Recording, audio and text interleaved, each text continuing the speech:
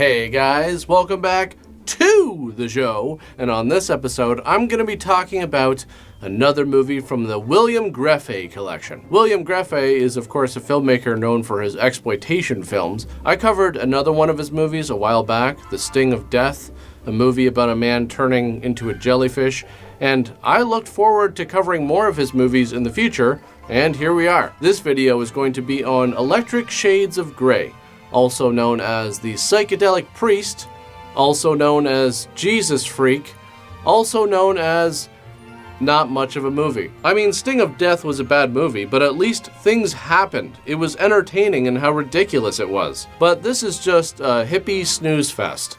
Honestly, it's like, have you ever been to a party and you're sitting around a bunch of people who are stoned and someone starts telling a story?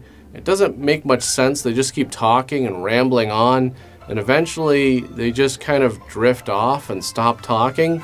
That's what this movie feels like. So let's get started, shall we? The movie starts at this outdoor concert, and the amazing thing is just how quickly this movie manages to annoy you with its editing and camera work. I understand it's hard to make a bunch of people who are high on drugs and just sitting on the ground look exciting and interesting, but this is just awful. I mean, I guess this is supposed to have kind of an unconventional vibe considering the setting, but I don't feel like I'm tripping out right now. I just feel nauseous. The Wikipedia entry makes note that the cast and crew were largely non-professional, and real-life hippies starred in the film. And it really shows, doesn't it? I mean, look at all this anti-establishment going on. Peace signs, people taking off their boots, combing their hair. Hey, wait, this guy is standing on top of a car. You can't do that. Anyways, now we have John, who sits down and sees a preacher in the crowd. And then we get a tight freeze frame of his squinty face as he thinks to himself, holy crap, that used to be me. Yes, it turns out John is a recovering Catholic. And now we have a flashback to his days as a priest, when suddenly he spots some teenagers smoking a marijuana cigarette, also known as a joint, a doobie. Oh my God, how horrible. It looks like these kids are now on the fast track to a life going nowhere. But it's nothing that a religious lecture can't fix. I really don't know where to begin because you've broken nearly every rule I can think of. Yes, every rule he can think of. Like the rule against smoking illegal drugs and sitting on the grass. There's got to be a rule about that somewhere. Is this a bribe?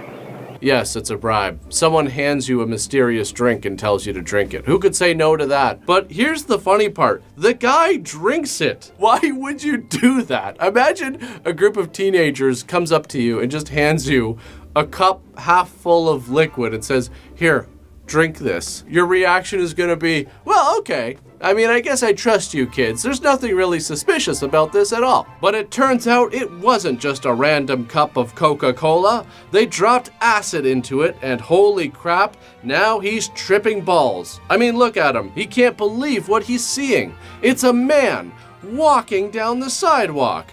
But that can't be real. I mean, how often does that happen? And now he's seeing a bunch of people through a wide-angle lens, but, you know, far away somehow. And look, that guy is still walking. I also love how this movie depicts an acid trip as if it's just some sort of sudden migraine. Like, oh, ah! Like, if you didn't know what was going on in this scene, you might think that this guy just ate some ice cream too fast. Anyways, John takes a stroll into church, and this just goes on and on forever. I don't think I've ever seen a more boring drug trip in a movie. All these lights and flowers and oh my God, I gotta stop being a priest. So John packs up his things and leaves, and now he's on the road, going somewhere. His hair is longer, so I'm going to assume some time has passed. Also, I just want to note, I'm not completely sure, but it looks like they shot some of these outdoor shots through the window of the car using tungsten film,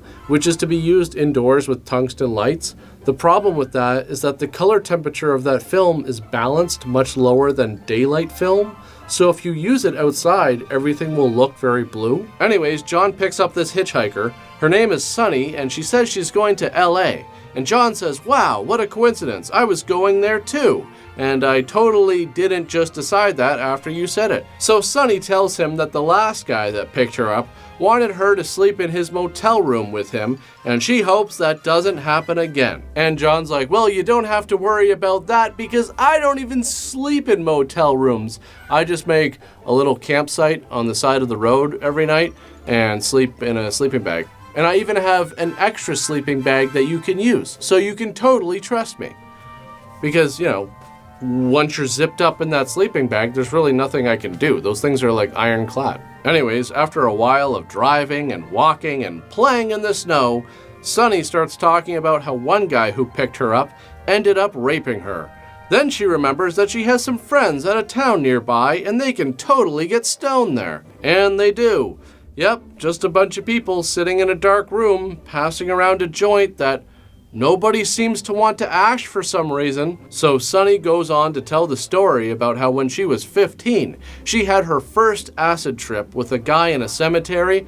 Sounds like a recipe for a good time. Anyways, she was tripping out and the guy disappeared, so she started clawing at the ground and screaming for him and running around, and it was a total bummer, she says. Oh God, what a bummer. Yeah, that would really suck. Honestly, everything in this movie so far is just kind of depressing, and it doesn't feel like any of it is going anywhere, but let's remain optimistic. I mean, maybe the movie will take a turn. Maybe this story will go somewhere. But nope, that's just the end of the scene. Anyways, the next day they're driving along and suddenly see this woman lying there and realize she's in labor. This is one of those things that they don't teach you in driving school, and that's something that needs to change. I mean, sure, roadside childbirth isn't that common, but what do you do if you're driving along and you encounter it? Do you put on the hazards? Do you set down flares? I need the answers to these questions. Also, what's the, etiquette in a situation like this? Because I just got a new car a few years ago, and I got like nice leather interior, nice seats, and I just feel like if I was in this situation and someone's giving birth in the back seat, like, someone's gonna have to pay for an interior detail cleaning after that, and I don't think it should be me. So when's the right time to broach that subject, Before or after cutting the umbilical cord? I'm thinking after, but you can't let it go on too long. Otherwise, they're gonna be like, whoa, wait, we didn't agree to this. So John is like, oh crap, there's no hospital nearby. What are we gonna do? And Sonny says that there's a doctor who lives out of his van just a few miles from there. Sonny is starting to sound like the Siri for vagabonds, You can get high at this town nearby. There's a roadside doctor a few miles down the road on your right.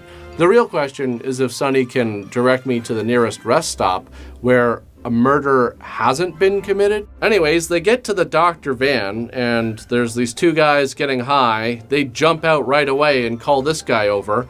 And this guy is actually the doctor. I don't know what he's doing all the way over there. Smoking weed, maybe huffing nitrous oxide, who knows? It doesn't matter because it's action time. Duty calls. I mean, I guess beggars can't be choosers. She said that there was a doctor nearby. She never said that it was a good doctor or a sober doctor. So they get her into the van and set her down on the mattress.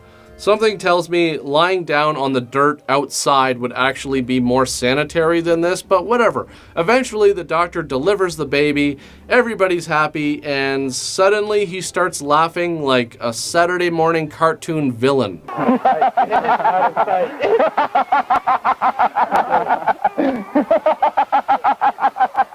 Anyways, they take a walk, and the doctor is like, yeah, I'm really interested in cancer research, so I guess I should go back to the city and, start doing that. Because believe it or not, there's only so much cancer research that you can do living in a van in the middle of nowhere. You can take it to a certain point, but then after that, it just kind of plateaus, Suddenly, the three of them are just driving, and John says he wants to eat something. The doctor says that it's probably best if they just bring the food out to him in the car, since this part of the country is pretty racist. But Sonny and John are like, no, we are walking into that restaurant. All three of us. I don't care what anybody says. We're going into that restaurant and we are ordering, we are eating. I don't care if it's a Denny's or what. So they get to the restaurant, and right away these cops are like, hey, wait a minute, hippies and a black man? Well, we can't have that. So they throw the doctor to the ground and then force him into the car and drive away. For some reason, it takes a really long time for John and Sonny to catch up to them, and by the time they do, the doctor is dead on the ground. Sonny is sitting on these rocks feeling really bad about what happened to Ed, the doctor, and John is like, well, they told us he tried to escape. Geez, John, do you think it's possible that they lied? I don't know, something about the fact that they were laughing when they told you what happened makes me think that they weren't being completely honest. What did you do to him? Well, he tried to escape. He jumped out of the car. He ran across the street and the car hit him. So John starts rambling on about how Ed is dead, but he's not really dead because, his spirit is alive and that type of shit. And this goes on for a really long time.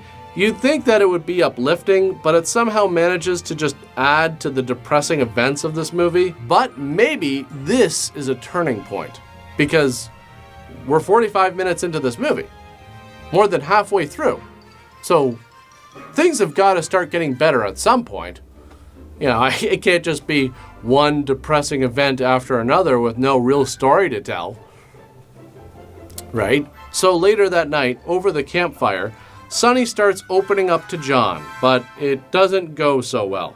I want to take your hand because I love you. Hey, all right. I got the stuff. Marshmallows, graham crackers. You guys brought the chocolate. Where's the chocolate? That was the deal. I bring this stuff, you guys bring the chocolate. I'm not seeing any chocolate. So, what, do you have some way to make s'mores without chocolate that I'm unaware of?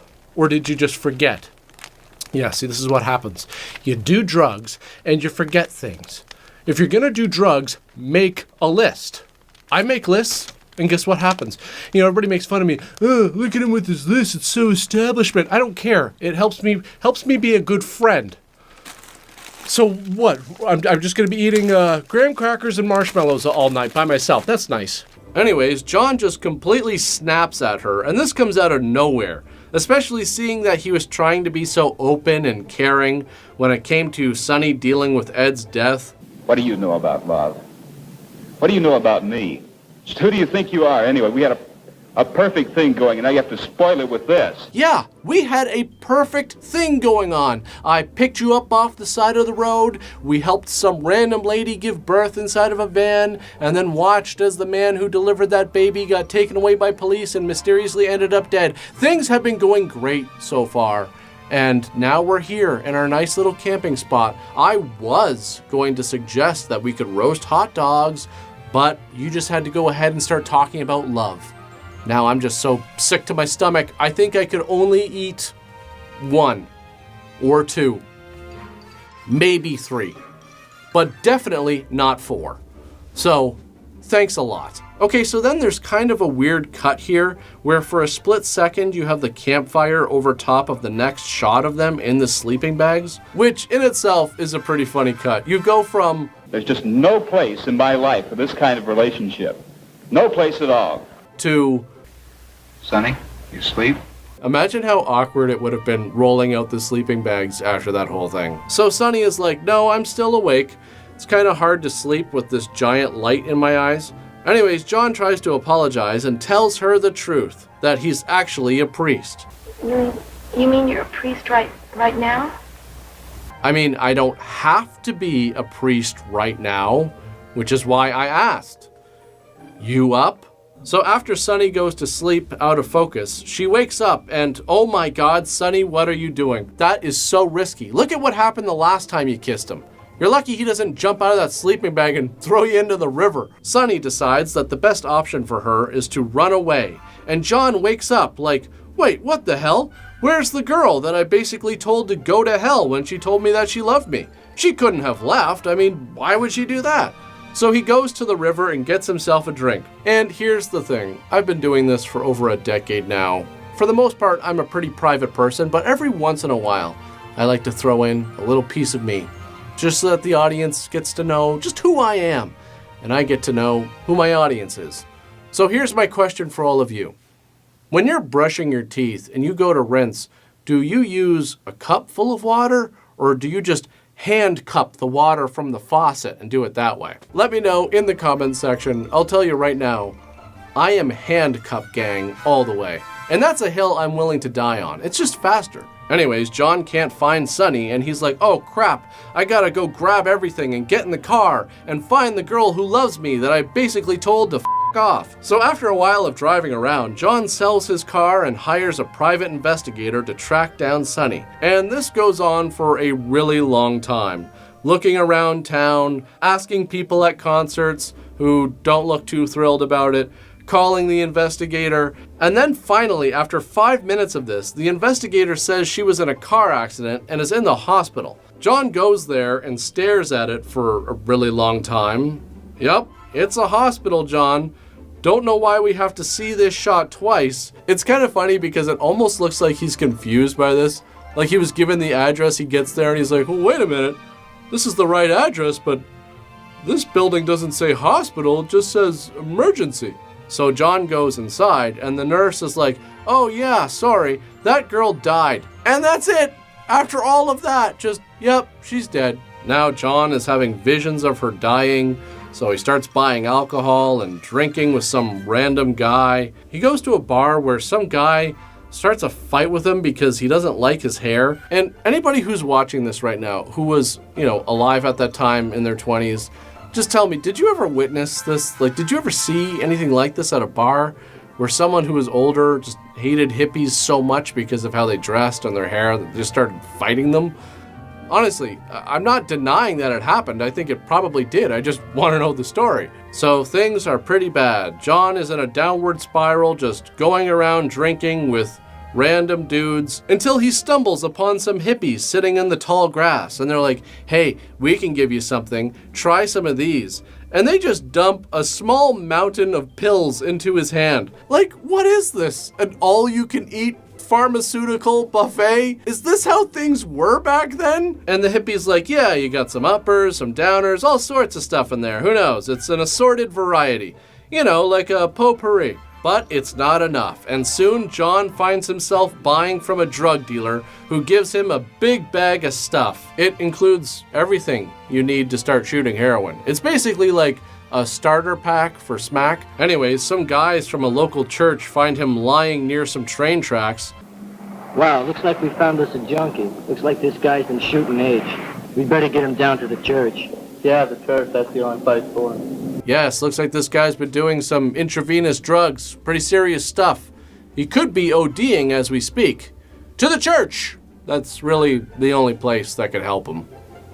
I can't think of anywhere else we should take him. Yep, nothing can cure an opioid addiction faster than some clapping and singing along with Christian music. Suddenly, we're back at the concert from the beginning. I don't really understand why. And then it fades to, I guess, the present day, where these people are doing drugs, and oh my God, there he is. He's a priest again. Father John, a drug user's worst enemy. And that's the end of this movie. So that felt pretty pointless. And in many ways, it feels like one of those anti-drug propaganda films. Not to the same extent as, say, Reefer Madness, but still, it's ridiculous. So this guy was a priest. He did LSD by accident, and that instantly turned him onto a path filled with drugs, death, and misery. Like, there's not much of a story here. It just feels like one depressing thing after another. And a lot of this stuff just feels arbitrary. Now, one thing to note is that this movie was made in 1971, but it wasn't released until 2001. I don't know why that is. William Grefé wasn't credited as the director. He was only credited as the director of photography, but he did direct this movie. Ultimately, it's boring, depressing, and it feels like it's trying to be a super low-rent version of Easy Rider, but ends up just being a waste of time. But that's pretty much it for this one. As usual, thanks for watching, guys, and I'll see you all next time. And I just trusted him so much. Oh, God, what a bummer. Yeah, that's a total bummer. That reminds me of this one time I got so high, I lit the wrong end of my cigarette and I had to throw it out. What? Yeah, I know it's not as bad as her story, but come on, I only had 2 left. And also, when did this get so serious? What is this, the Depression Olympics? I thought this was supposed to be fun. Hey, you know what else is a bummer? When you go camping with your friends and they forget the chocolate for the s'mores. So now you just got 2 graham crackers with a marshmallow inside, and it's not the same thing. It's very dry. Well, what I'm just gonna be eating marshmallows and graham crackers all night. That's nice. Yeah. That's gonna be like, what, 1,000,000 calories? All right, I know I'm crazy for asking this, but I might as well try. Did either of you remember to bring any conditioner at all? Did you remember that at least? Because I am all knots here. I'm all knotted up, and it's starting to get to me. You know, like this whole life on the road thing was so cool for like the first week, and now it's just disgusting. Why am I doing this? I'm really starting to reevaluate my life choices. Like the establishment is looking pretty good right now. I'm gonna be honest. Do you know how to make s'mores without chocolate? Because I don't. I'm wearing an Apple Watch in 1971. That might that might not help with the skit.